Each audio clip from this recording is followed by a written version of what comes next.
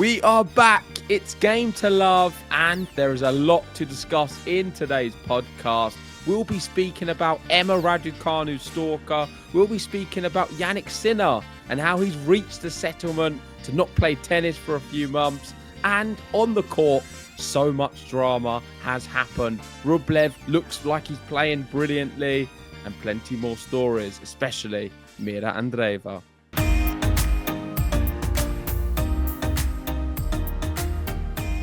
We are back, and there's been a lot of things going on in the tennis world over the past week. I've been away on holiday. JG's laptop has given up the ghost, and we're back for finally a podcast, but so many things to talk about. I mean, Emma Raducanu, for starters, we didn't put out a video during the week, but we've got to speak about that first, I feel. She's had terrible luck, it would seem. She's had terrible luck with some of the performances this year. And now, just when you think that she's starting to play a little bit better, this terrible thing with this Stalker in Dubai, during this match with Mukova as well, she was just reduced to like tears and fear. And I mean, I'm going to bring up some tweets and we can go through the whole thing, but I was just so shocked when I heard about it. I didn't really understand how serious the whole thing was until I read some of the articles. But it's worrying, and there seems like there's a real lack of security with some of these tennis players around some of these events as well. And hopefully this incident will mean they tighten up on some of the security, especially around some of the women's events as well. Yeah, with the security thing, I think it's tough because you're going to want tennis events to be open to the public. And being there's so many across so many different places in the world, it is going to be difficult. I think the key here is not necessarily just the security, but when incidents like these do occur, there needs to be strict penalties. There needs to be a precedent set, and that's what I believe has happened here. The guy has received a restraining order for 3 years. He was kicked out of Dubai. He's not allowed to go and watch any WTA events ever, and that's the right thing. My thoughts on the whole thing is obviously it was clear that Raducanu was rattled and very upset, and rightly so. It's not the first time there's been an incident like this. I believe there was also someone else who received a restraining order after the US Open, some other stalker. She seems to attract this kind of weird people in the world, which is horrible for her. And yeah, thoughts with her during this period. Never nice to have to see. And she did very well to continue the match. It clearly rattled her, where I don't think she was going to win the match regardless. She was playing against Mukova, was that right? Yeah. But despite that, it's definitely didn't give her a good chance. Like if without that incident happening, you'd think she'd have given a better performance for herself. And the weird thing with it is she seems to be really affected. I don't know if it's just this or other things going on, but there's images of her in Heathrow Airport breaking down and crying. I'm assuming there's nothing to do with the stalker there, but clearly just all over the place with our emotions.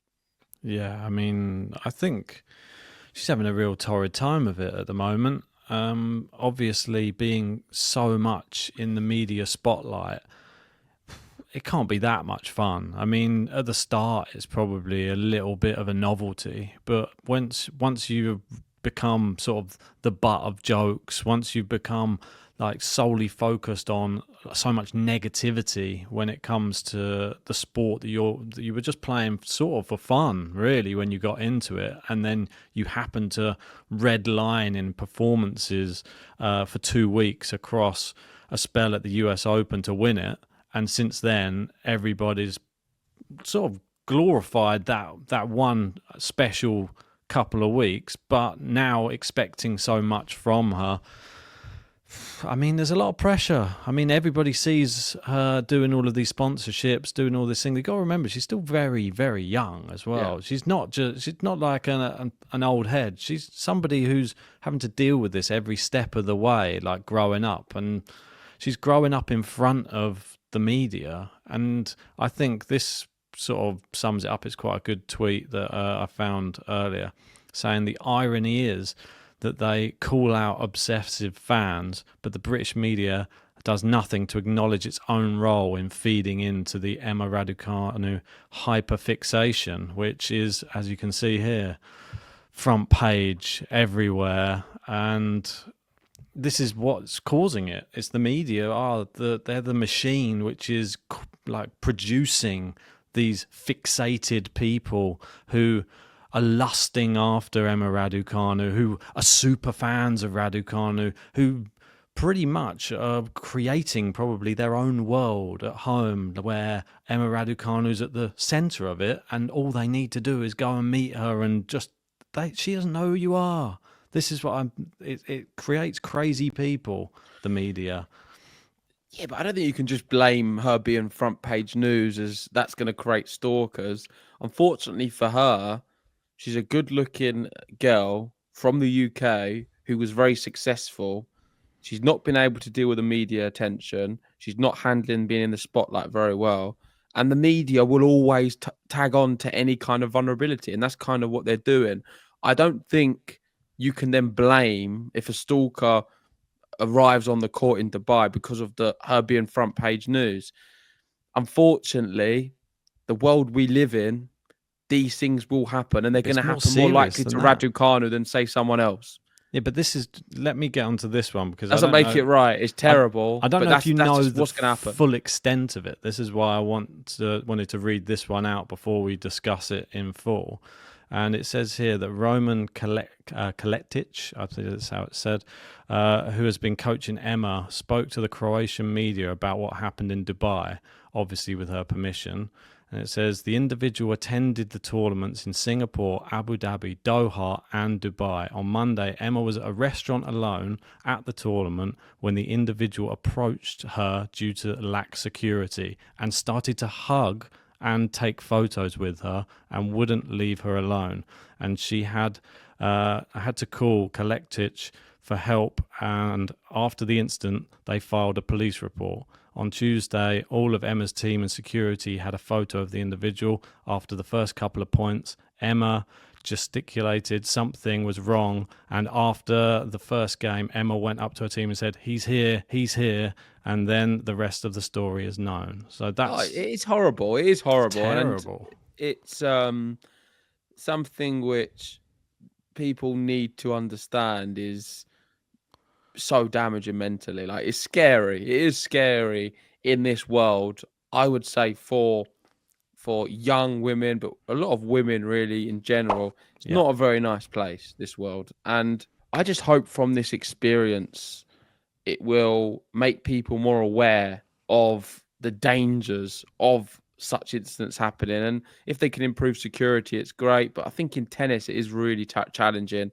But these players, when they are at restaurants and places on their own around the tournaments, you'd think there would be a little bit more protection in them situations. Yeah, so I'm hoping this incident will improve security at future events, especially on the women's side. But yeah, hopefully Emma Raducanu's feeling a little bit better now and hopefully feels safer in the future. Let's move on to more positive things on the women's tour, and something really positive is Mirra Andreeva. I mean, what a performance that she put on. She won her first WTA 1000 event in Dubai at only 17 years old and becomes the youngest ever to do it. I mean, what a fantastic achievement. And she's done it. Maybe she surpassed even her own wildest dreams in doing it this early in 2025. Yeah, what a brilliant quote from her. She said after she won, I just want to thank me for always believing in me. She's a funny character and a fantastic tennis player. We were speaking about how she always gets Sabalenka in draws, and I've often said I don't see her beating Sabalenka. She can't manage her. And when she plays against that caliber of player, she struggles. This tournament, she beat Iga and then Raducanu. Yeah. They are the level of Sabalenka. They're all in that same category for me. And she's shown now that she can beat the very best players in these big events. It's a WTA 1000 event. It's never easy to beat Iga. And the way she did it was very comfortable as well. And we know she's got a big future in the sport. We had her way up inside our top 10. I forget exactly where it was, but I think 6, 5, 4, something like that. And that's because we really do think so highly of her. And look at the draw. So she beat Vondrausova, Stearns, Iga, Raducanu, and then Towson in the final. We need to speak about Towson too, because she seems to be finding her best tennis. I know you said off air that she's found more winners than anyone on the women's tour this season. Yeah. And we knew she was a very good player when she was playing against, was it Raducanu just before the US Open, beat her in the Challenger final then. And we've seen her live on the clay a few times. She's a fantastic player, but not quite been amazing these last few years. She's not been a top 10 player, let's say.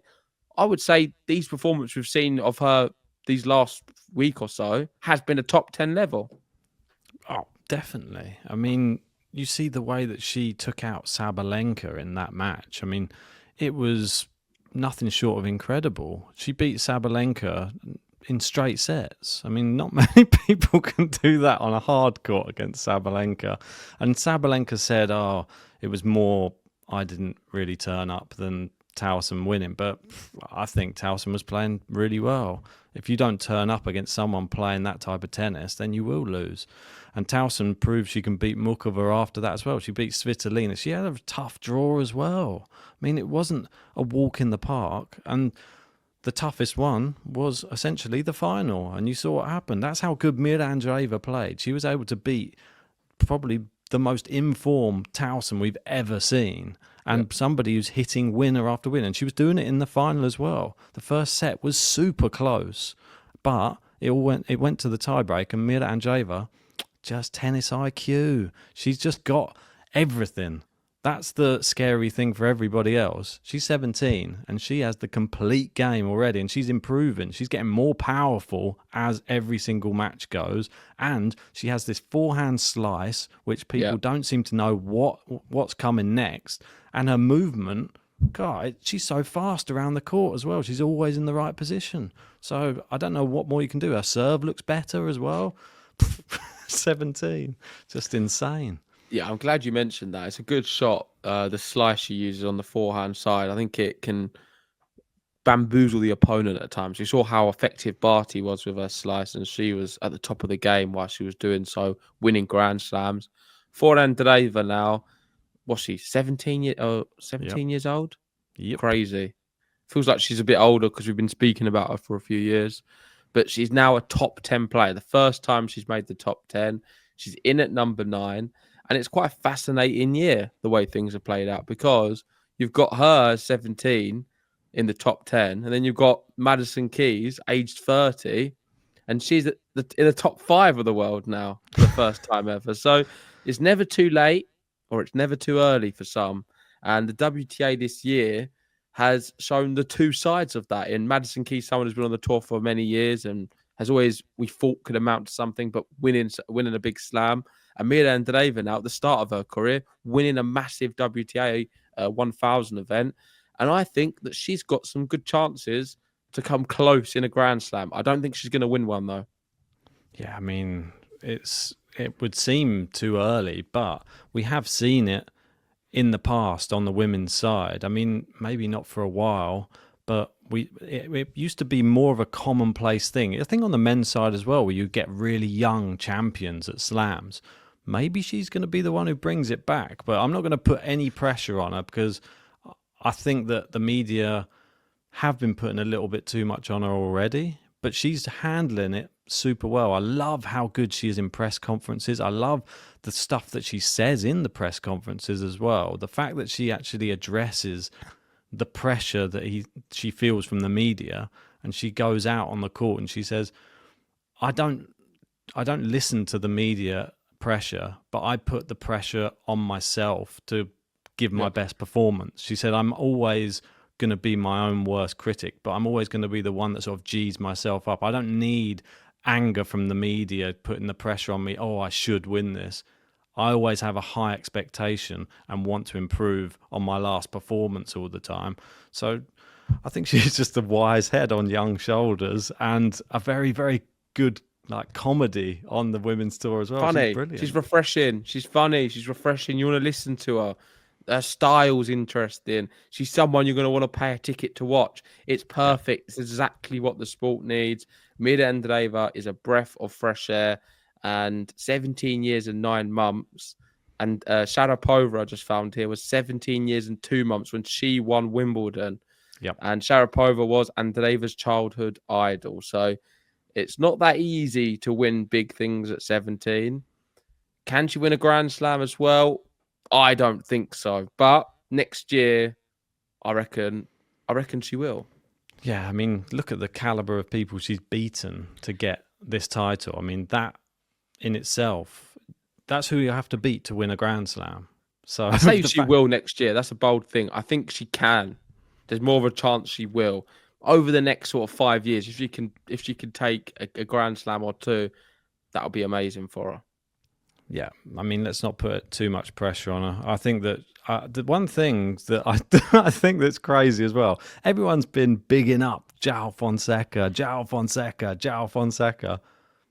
Why has she not had that same level of hype that João Fonseca has on the men's side? She is better than João Fonseca in comparison of what she's doing at a younger age than what he's doing. Surely there should be a little bit more. I don't know why she's not getting it.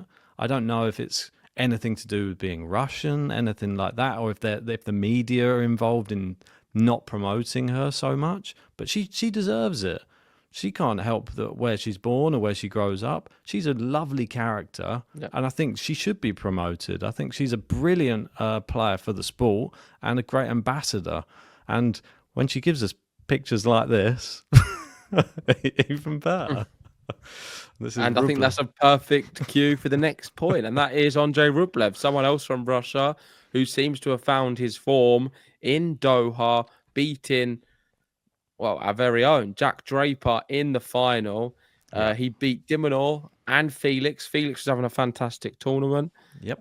After struggling since reaching the 2024 Montreal final, Rublev was back to his best. His 17th ATP title, 6,500, second in Doha. However, when you look at that, you'd think, oh, he wins so many. Seems like a while since we've seen him doing these. We'll get into these finals and winning them. So I think it makes it more interesting now. Sinner's going to be off the tour for a bit. And Rublev is here winning. So it seems like the battle of the gingers right now. Rublev has one step in front of Sinner, but only for these next few months.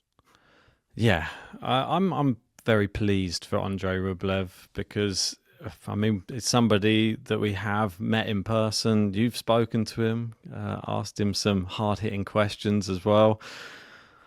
I'm actually happy that we don't see him smashing a racket up. He's controlling his anger and doing well. And this is the first time he's actually won the same tournament twice as well. So this is something that I think that he's had a weight on his shoulders. He's never won the same one twice.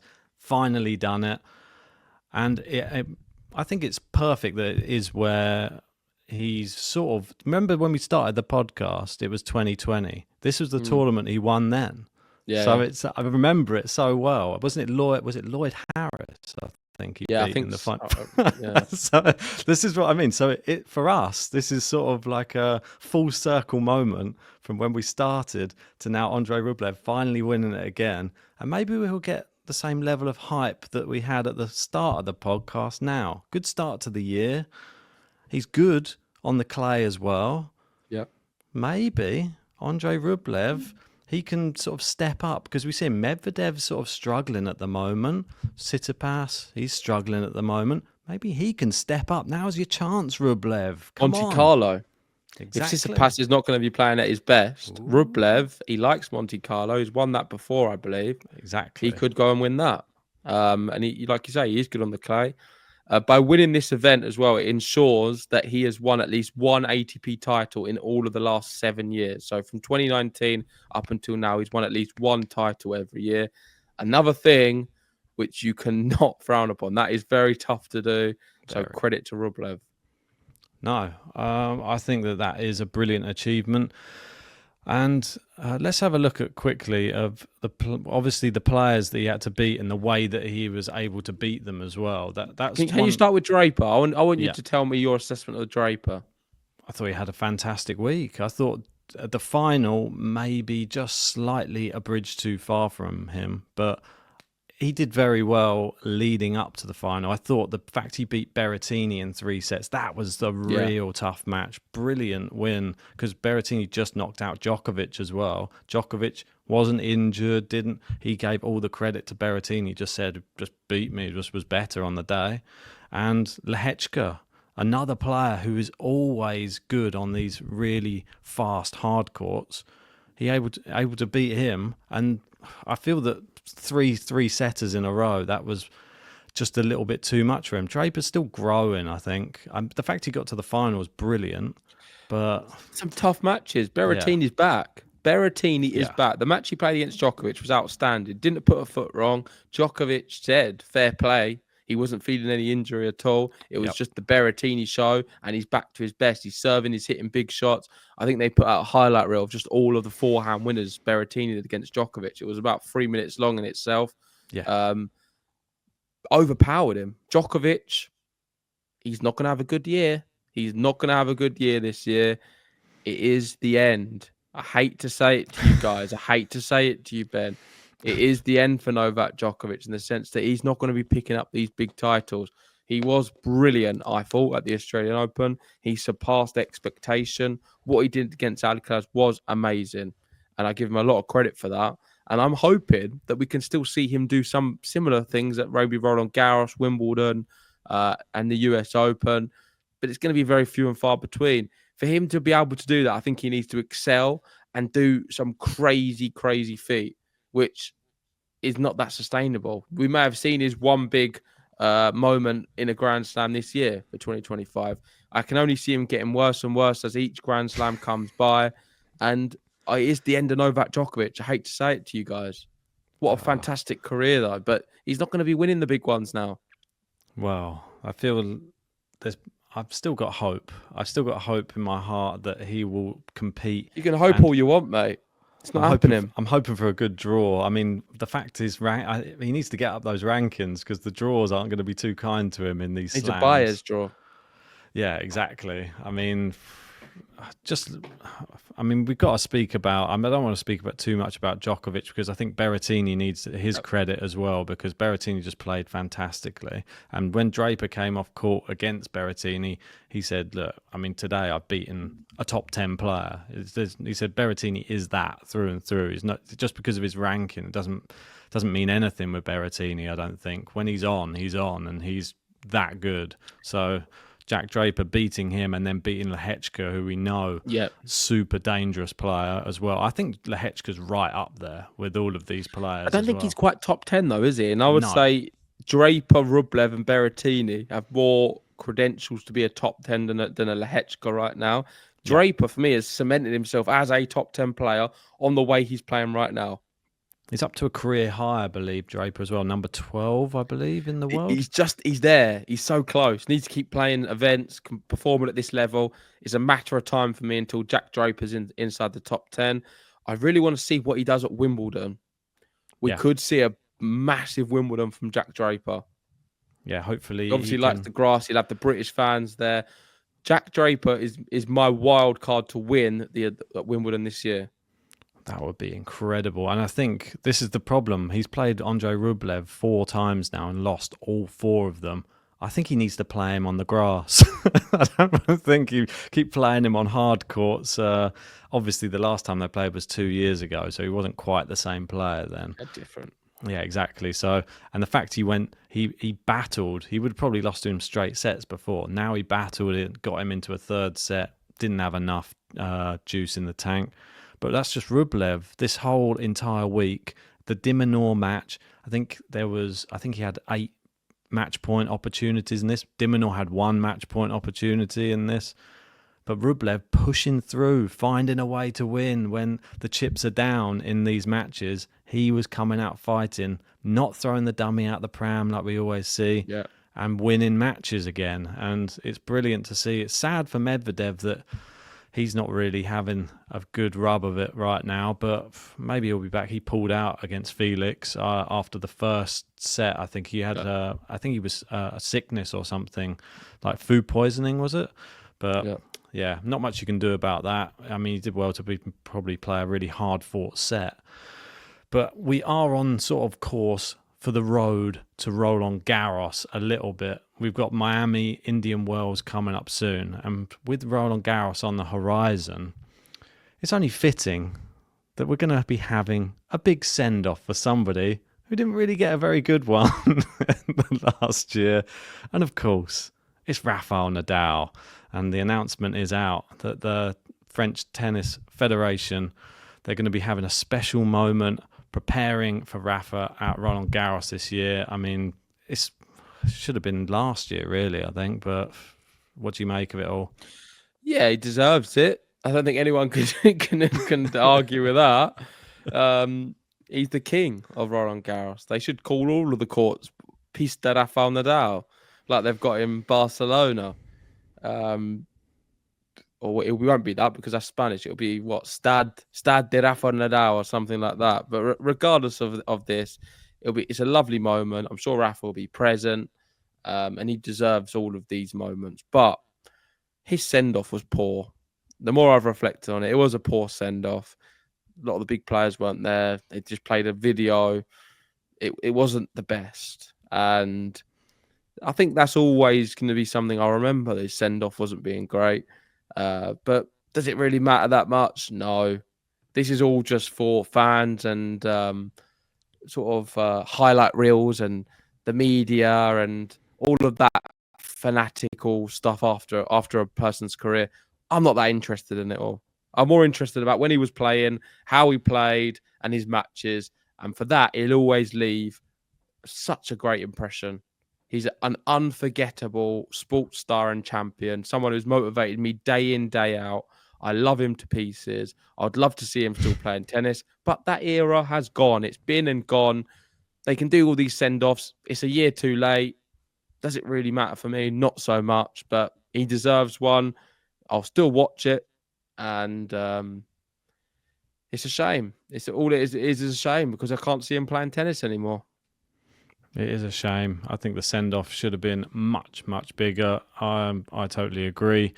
And hopefully we get a huge one at Roland Garros. Here's just some Rafa stats just to keep you happy as well. Rafa's stellar performance at the age of 20 still reigns supreme. And this is just showing versus Djokovic, Federer, Sinner, Alcaraz, Holger Rune making it in there as well. And just showing 21 ATP titles at just 20 years old, and no one else even close there. I mean, what's that? Alcaraz 12 at 20. Yeah, but Alcaraz does have the 2 slams too. Yeah, he does. So that's something he's done very well. And we should quickly touch on Alcaraz because we skimmed past him. He lost to Lehechka in Doha. Yep. And this title could easily have just been all about Alcaraz. But there's a lot to speak about him. And people are posing. I think to say he's overrated is ridiculous. No, if people there's people saying, "Oh, they've put too much hype on Alcaraz. Maybe he's not as good as we thought." He is. He is very good. That is ridiculous. That statement. But one thing we can say is he's not as consistent as a Jannik Sinner. I think that's pretty plain knowledge, common knowledge right now. He's not a Mr. Consistent. With Alcaraz, you don't really know what you're going to get sometimes. Yeah. And his style of play makes it very watchable and entertaining for a spectator. But the flip side of that, of being a showman, is sometimes I think the showman overshadows the consistency and the winning mentality to, I need to win this point, rather than I need to produce a fantastic drop shot and then slide and do a backflip. There's a fine balance, and I feel at the moment he's more on the side of I'm going to do a ridiculous trick over I'm going to win the point. And if he wants to be the very best, he may have to sacrifice some of the showmanship side. Yeah, and maybe sacrifice some of the power for just a little bit more accuracy, or maybe just be a little bit better with the use of your energy around the court as well. I know he's fast. I know he likes to do all this, like But you we're say. being Like, super critical here. oh yeah, for Let's just sure. play I this mean, thing. he's He is one of the best amazing. players in the world, if not the best player. He is He amazing. He's not overrated. he is amazing, Yeah. literally. I mean, at his age, it's just crazy, like how good he is. I mean, he is. He's got more years to grow as well. That's the best thing about Carlos Alcaraz. Love watching him play. Love the fact that he's now amazing on all surfaces as well. I can't even criticize him. I think that Sinner's got more years on him, so that's probably why he's a little bit better than him at the moment. I think Yeah. Alcaraz is always improving. We'll find out how good he is in comparison to Sinner in 2 or 3 years' time. And then we'll see how good Alcaraz is then. But then is Sinner going to be even better still? We don't know. There's all these like ifs and buts. But I just love the fact that we've got an amazing rivalry on the tour. And that's the key thing in tennis is you need rivalries to keep making those players get better and better. And I think one of the best rivalries that we could see now is a Wimbledon rivalry between these two, because Alcaraz is going to go for 3 Wimbledon titles back to back this year. And Jannik Sinner for sure is going to be the one trying to stop him. So Djokovic obviously as well. But I think Sinner's Or a Draper. maybe a Draper, maybe a Lehechka. I don't know. But Lehechka's I think not really... Draper can do some damage too. So do not discredit him or discount him. Let's move on to the next topic, and we'll move on to the clay, if that's all right, in Rio, Sure. because someone has defended their title. Sebastian Baez, lovely draw. A lovely draw. He's probably not even the talk of the tournament, despite winning it. I think everyone's speaking about Muller for the players he beat. The main one being Fonseca. Fonseca bottled it. He couldn't handle the occasion. He said the pressure of being at home in Brazil was too much for him. He said physically he felt okay. He may say that, but I think physically he was obviously a bit tired from winning the event before. We did have a podcast before that, and I said I don't think he's going to win the one before, but he's going to win Rio. It happened the other way around. You agreed with me. Yep, you agreed with me exactly. You thought, yeah, that's not going to happen. He'll be better in Rio. It didn't happen. The pressure was too much, and he's going to have to overcome it because he's got, I think, the first player, the youngest player to reach 1 million followers on Instagram, which is a metric to use in 2025. Wow. You wouldn't have been able to use that maybe 5-10 years ago. Raducanu second, and Alcaraz is third, or very close. I think Alcaraz and Raducanu. He's eclipsed them at his age. So that just goes to show the pressure on this guy's young shoulders. And it was too much for him to handle. He choked. He couldn't deal with it. But saying that, he did lose to the eventual finalist, who went on to beat so many other good players as well. Yeah. Bring it back up, because Muller was exceptional. He beat Echeverry, then Cerundolo, who was having a fantastic tournament. He did very well in the event prior. Comersana, and then lost in the final to Baez. Comersana, who knocked out Zverev in this tournament and has been playing brilliantly himself. But then, Sebastian Baez, he's just a nightmare on the clay courts to play. No matter what the rest of the season says about Sebastian Baez, he looks like the best in Rio now, because successful Rio title defenses, none for Nadal, none for Ferrer, none for Thiem, none for Schwartzman, none for Alcaraz, but Sebastian Baez has defended his title there. What do you make of that? I mean... Well, I'm going to say another stat was going to shock you. How many titles do you think Baez has won in his career? I'll go with 5. 5. And how many do you reckon, say, Felix has won? 5? No. But you've got the right logic. Basically, Baez has won 7. And Felix has also won 7, which shocked me so much. The fact that he's won the same amount of titles as Felix. I thought Felix would have had a lot more. But I guess he has lost so many finals, Felix. But that's a fantastic achievement. I mean, players born in the 2000s who have won more than 7 is Sinner, Alcaraz, Felix and Baez. And he's now won 7 titles. Impressive. I mean, such good a good player. I saw the highlights of him, Yeah. but I didn't watch it against Muller. I saw the highlights. Yeah. It's a high level. So Muller played good. a high level all week as well. I mean, them two can seriously play tennis, and that is a match I believe is one. If you've got tickets, you're able to go and watch. You won't be disappointed. I would much rather watch that match on a clay court than say a Zverev Medvedev on a hard court. I think it's just more interesting.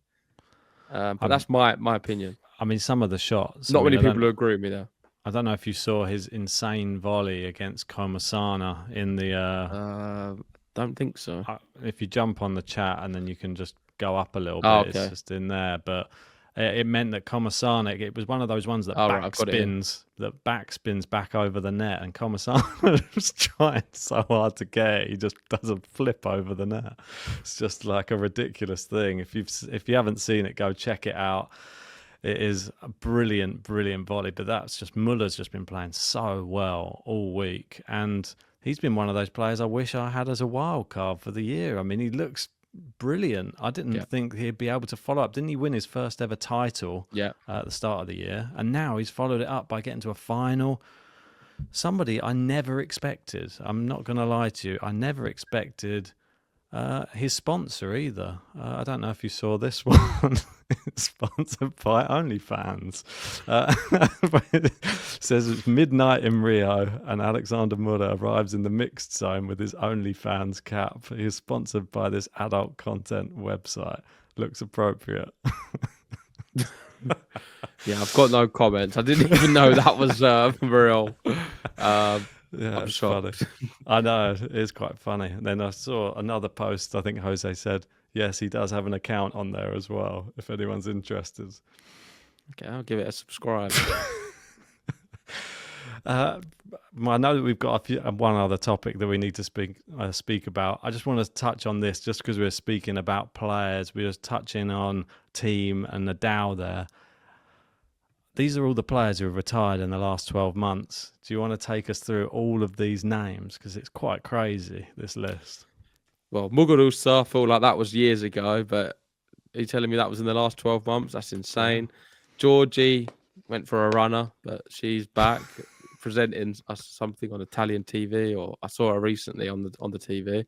Cornet, Andy Murray, Kerber, Dominic Thiem, Vesnini, Nadal, Del Potro, Simona Halep, Schwartzman, and Verdasco.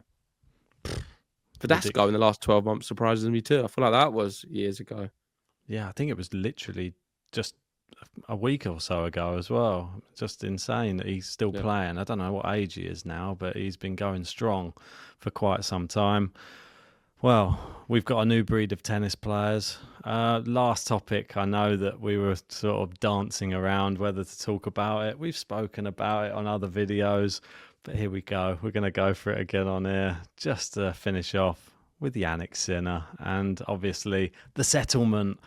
And we haven't heard your thoughts on the latest and greatest, but I'd love to hear your thoughts on it. I've never been so confused in my life. I've never been so confused in my life. It's clear as day for me. Jannik Sinner is not a doper. He never intentionally did this. And I think 99.9% of people would agree with that. That's the common thing. Whether there was a level of negligence on his part, that for me is up for more debate. It's clear. Even Wader was saying the fact that what would happen. They're not even suggesting that he's been doping. But all of this with the lawyer coming out, and we saw it on the BBC. I know you did a news video. And they were saying that they advised Sinner multiple times to take this agreement, this settlement. If you're not guilty, why not just go to the court and prove your innocence? I can understand the other part. You could potentially then have maybe a year or 2 years ban, suspension, whatever you want to call it. Whereas if you just take the settlement, you know it's going to be a guaranteed 3 months. So if you weigh the two up, then it probably makes more sense to take the 3 months. But if you're 100% certain, then you could potentially avoid all the ban. And that's what Sinner kind of wanted to do, it seems. But has he been forced or ushered into taking this settlement? The problem is for me, is now he's taken this settlement, for me, it's like him now saying, "Oh, I'm kind of guilty," even though I don't think he is guilty. If you take a settlement or something, I've never seen anyone get banned for 3 months from a sport without doing anything wrong. So if he claims to have done nothing wrong, why has he been banned for 3 months? It's a strange scenario to put yourself in. I really want all this thing to just blow away completely. I don't like talking about it. That's why we're doing it at the end of this episode. We have to speak about it, and everything is a bit murky. I don't like the look on the sport. It's frustrating that we're here, but I do believe in Jannik Sinner 100%. And I'm totally on his side, and I hope that he comes back soon and we see the best tennis from him, because he is a fantastic talent. He's the best player in the world. That's the thing. One of a kind. Yeah. I don't believe that he's been taking steroids or anything like that. I don't believe that for a second. Obviously, this whole how it got in his system, all of that type of thing. I think the big problem is with transparency. Everybody's just up in arms because everything was just like tucked away and made quiet for so many months, and there was just all this stuff around his team, and they weren't let go quick enough, it seemed. Well, these bodies are a disgrace. Yeah, I mean, the whole thing. They've lost so much. No one respects them now. No credibility now. Yeah. Now that's one of the big problems in all of this. That is the big takeaway from all of this. I don't really blame. People shouldn't direct any anger towards Sinner. It should be towards everyone else, all of the regulatory bodies, everything else, all the mess. It just doesn't. Yeah, there's a lot of things that don't quite add up, and that's what everybody's getting on about. It's more that they just want the full story from both sides and be able to read it just like a book. They just want to just give us all the facts, please, because at the moment everybody's like, they hear one thing from one side, then they hear one thing from another side, then you hear an opinion from an expert who said, well, this would have to have happened, but we don't know the real facts. Only the people who know the real facts are Sinner, his team, WADA, and that's pretty much it, or the ACP. So it's in that little group where we're never really going to know. All we know is what's being reported. So we just have to give our take on the information we're provided, but it just is very murky, the whole thing. Definitely. And it's not helped by stuff on Twitter. It's that a lot of people firing a lot of toxic stuff left, right, and centre, trying to goad. I mean, obviously, people get money from Twitter, so the more controversy that people not just stir for the up, money though, Ben. It's attention seeking. Oh, for There's sure. a lot of people who like the attention. Nowadays, in 2025, I feel like I've got severe trust issues because I don't know what to trust. I think there's so many different opinions. There's so much which might be real, might not be real. Yep. I feel like I'm a skeptic of everything, and I don't know who to trust anymore. But that's just me. I think the way the world is at the moment, it is in a strange place. But I'm not talking about this anymore. Let's end the podcast there. Thank you, everyone, for watching. Let us know your thoughts on this Jannik Sinner settlement and any of the other topics we've discussed. Interested to hear your views. In a summary, I'm really happy for Mirra Andreeva. That is one of the big takeaways from this whole episode and what I wanted to get across. I'm so pleased that she is at the top of her game and playing and beating these big names now. Hopefully Raducanu's all right on that side.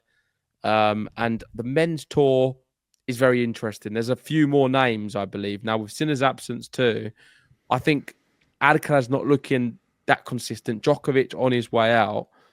We could see some of these Drapers, Rublevs, other Zverevs, or different people, or maybe players we're not really speaking about right now. The Fonsecas, everyone's speaking about him, but there's going to be some different champions, and for that, I'm very excited of where both the men and the women's game is, because I think it's opened up to a lot of new champions.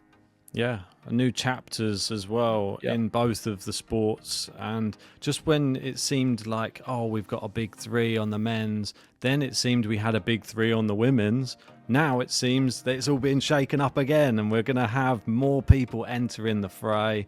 It's exciting. So I'm excited to see Mirra Andreeva. Like, hopefully she can get all the way to the top, and hopefully she can win some more tournaments in 2025. Thanks for watching, everyone. If you haven't already, hit the like button, subscribe if you're new, and join us on Spotify as well, where you can see all of our episodes. See you soon.